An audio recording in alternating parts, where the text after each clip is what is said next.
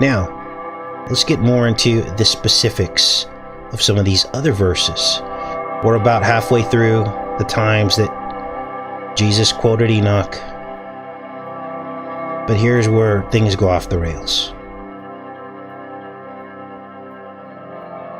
Ye also shall sit upon 12 thrones, judging the 12 tribes of Israel, said Jesus.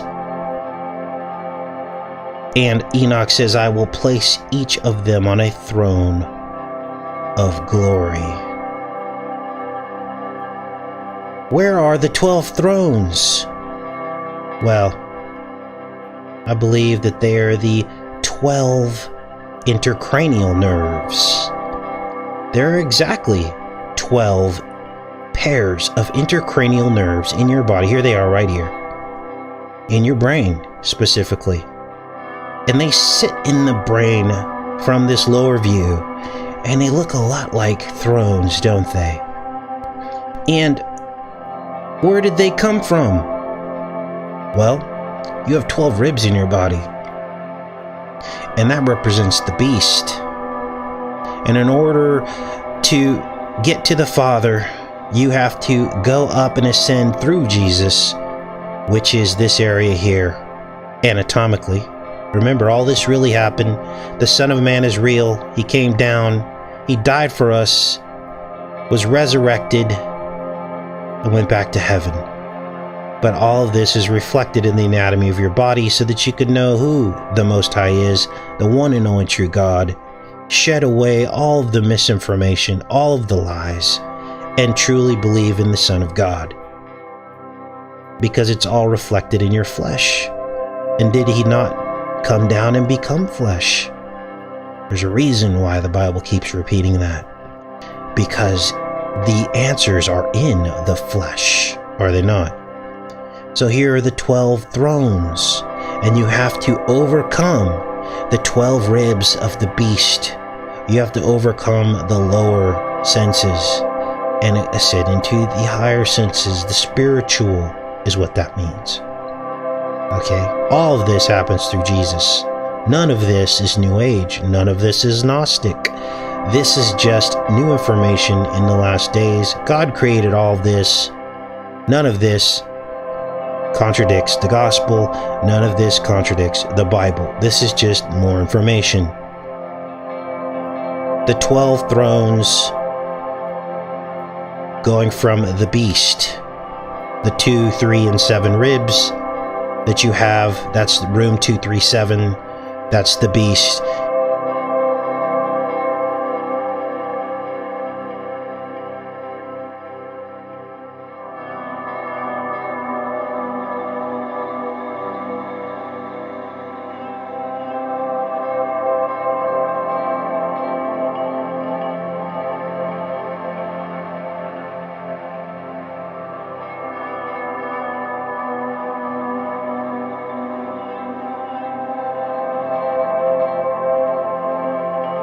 The 2, 3, and 7 ribs that you have, that's room 237, that's the beast, ascending into the 12 thrones with the Father, represented by the brain. Here you can see his throne here.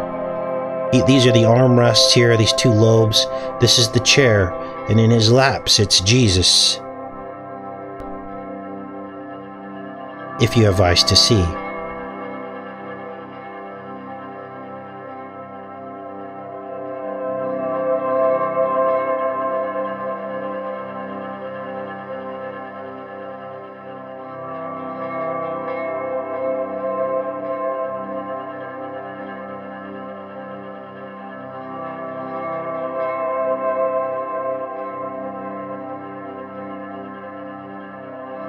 Now, there's more to this, as Jesus quotes Enoch.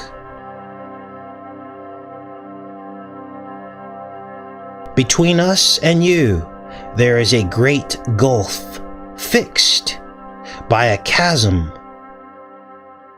Their souls are separated. So both Enoch and Jesus talk about this chasm, this gulf between heaven and earth. What could that be? Well, if you have eyes to see, this becomes a gulf or a fixed chasm between us and God. You can't get through it except through the Son.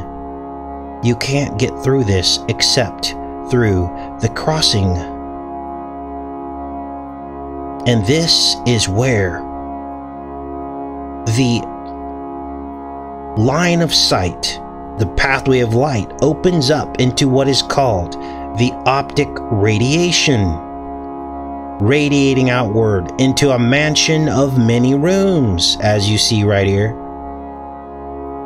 into the back of the brain just above the arbor vitae, which is in Latin the tree of life.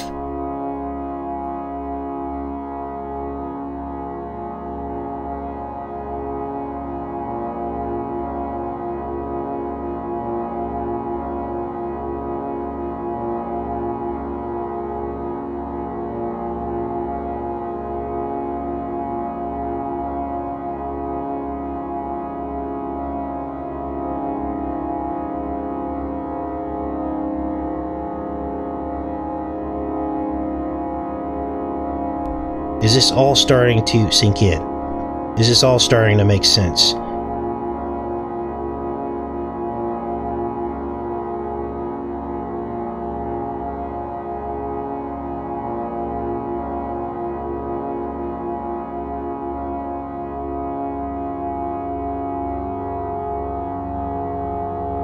Now, let's go back and read Jesus' words. In my Father's house are many mansions. And Enoch said the same thing. In that day shall the elect one sit upon a throne of glory, and shall choose their conditions and countless habitations.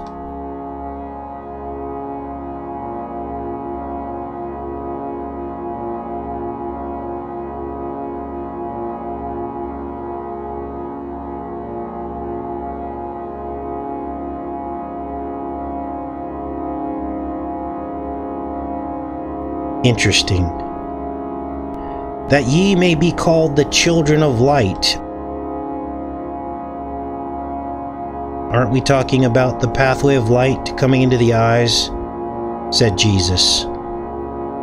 And Enoch says the good from the generation of light. Now,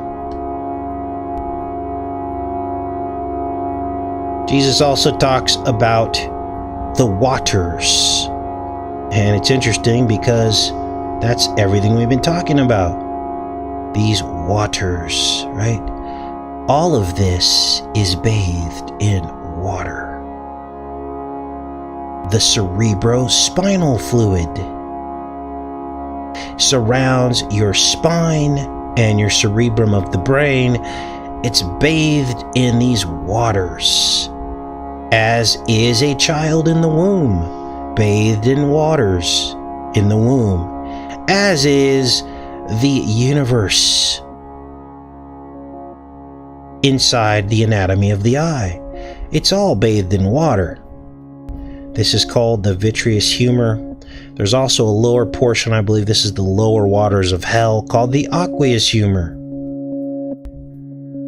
Interesting, right? Ever wonder why when you're in the ocean floating in the waters you feel weightless, but then when we are told people go into quote-unquote space, they become weightless?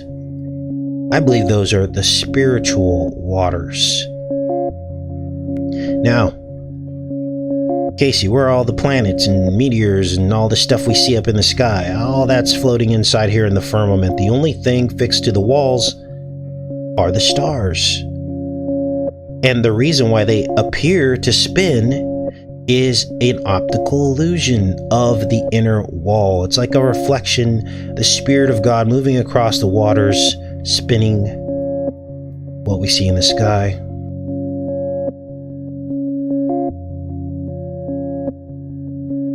Notice this hyaloid canal is at an angle.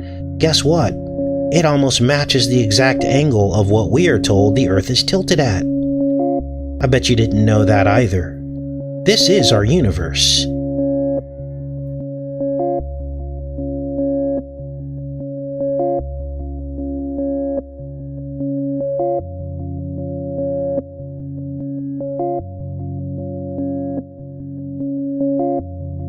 Now, do we live inside of an eye? No, it's the shape of things. The shape of things demonstrated in our body.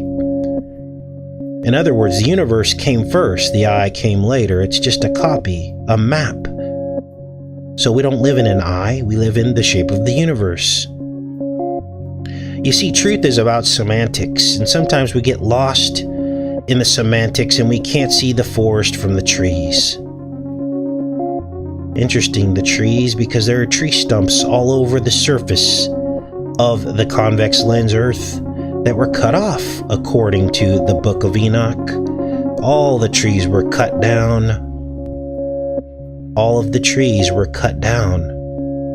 And the remnant left are these column basalt stumps, and I believe that these were all the trees in the garden that used to connect us to heaven before the fall of man. And they were all cut down, and that's why we can't get back to the garden.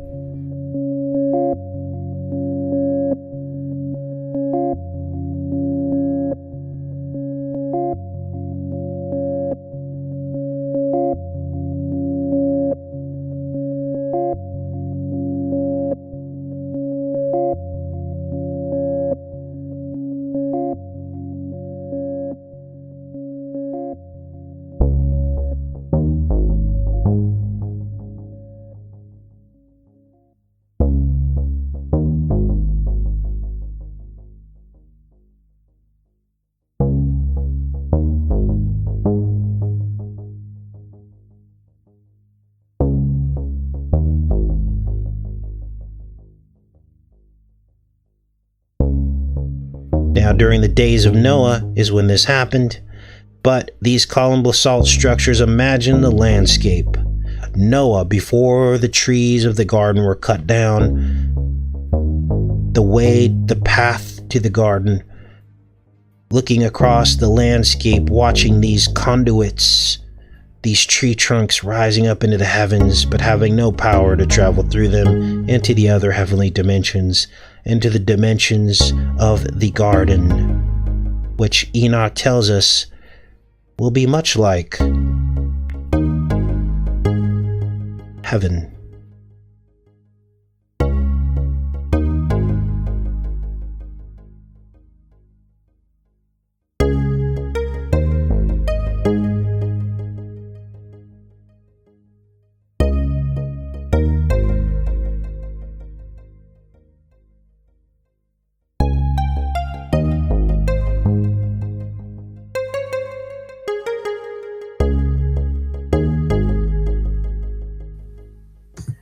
And this is where we tie it all home, because the Bible talks about cherubim at the Garden of Eden. And this is what really tied it all in for me. The Bible says, looked up the word cherubim, and I remembered the verse in the Bible. He drove out man, and he placed at the east of the Garden of Eden cherubim and a flaming sword, which turned every way to keep the way of the tree of life.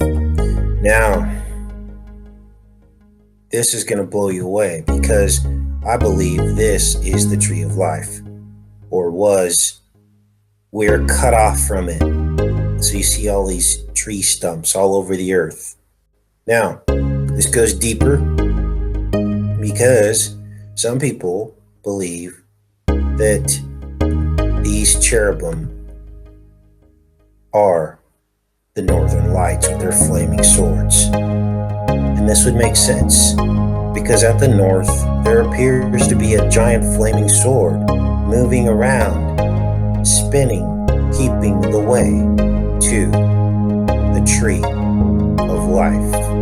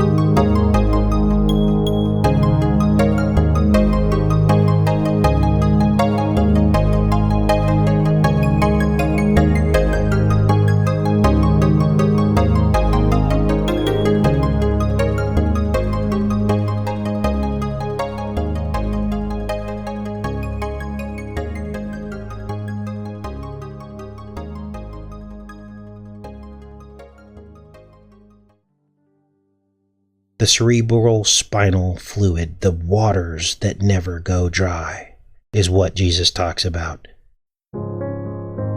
Let's read.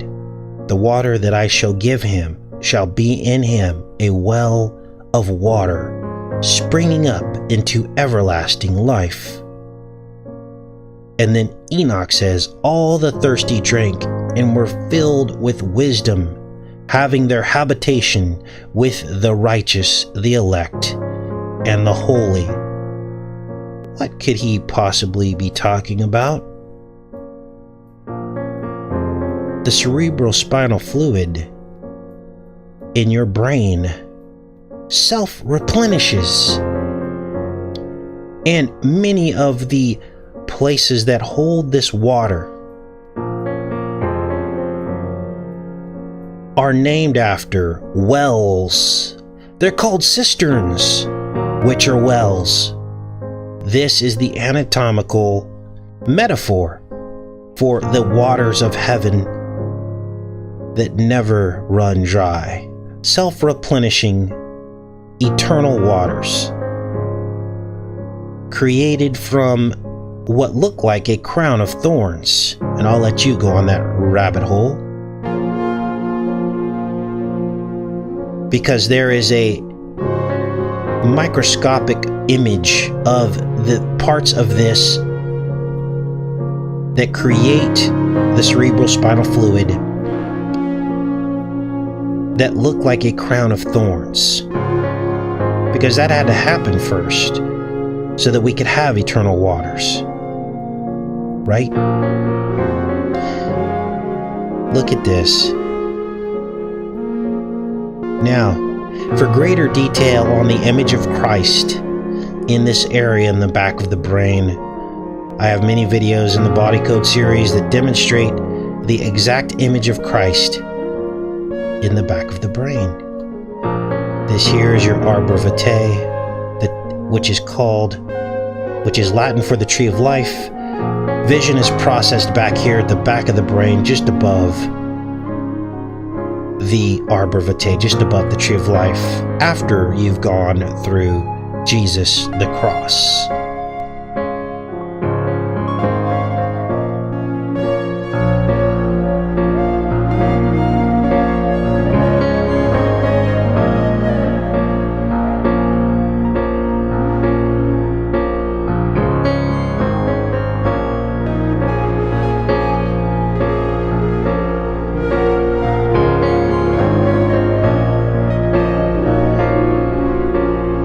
That sums up the 10 times that Jesus quoted Enoch, and as you can see, it follows a pathway of revelation to be unsealed in the last days, which is what we're doing right now, and that is the imprint of the Most High into our flesh.